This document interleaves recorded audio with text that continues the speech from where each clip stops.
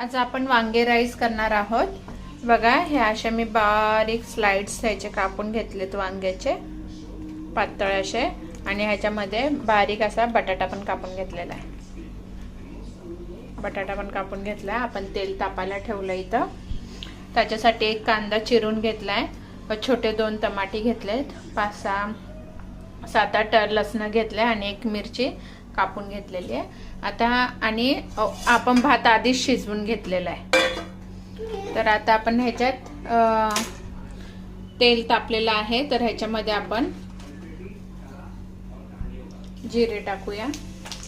साधी आणि सोपी पद्धतीची भाजी आहे। जर आपल्याला वांग्याची भाजी खाऊन कंटाळा आला असेल तर हे घरगुती उपाय करू काय चांगला वांगे राईस लागतोय। सॉरी,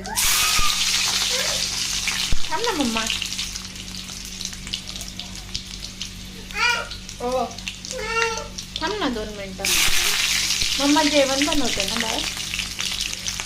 आपण मिरच्या पण टाकल्यात, चांगलं तडतडलंय, बघू शकता तेल चांगलं तापलेलं आहे।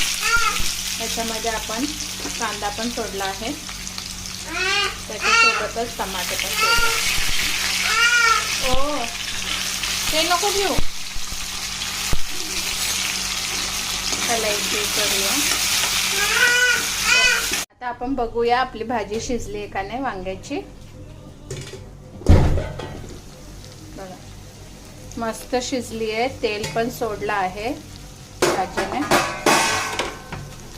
शिजली का नाही दाखवते। हा बटाटा आहे, बटाटा बघा, बटाटा शिजलाय। आणि हा वांग वांग बघा, हे वांग आहे, वांग पण चांगलं शिजून निघालंय। बटाटा पण शिजलाय आपला, बघू शकता, मस्त वांग पण मस्त शिजून निघालंय। आता याला पातळ कापून घेतलेले म्हणून फक्त वाफेवरच शिजून घेतलेलं आहे, पाणी बिणे टाकण्याची काही गरज नाही आहे। मस्त शिजलंय बघा।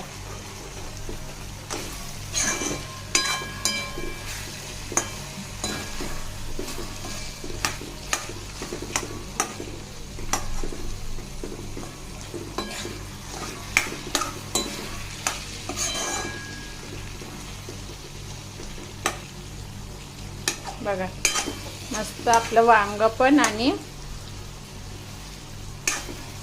बटाटा पण मस्त शिजून झाला। हो नको ते घेऊ, नको घेऊ बाळा।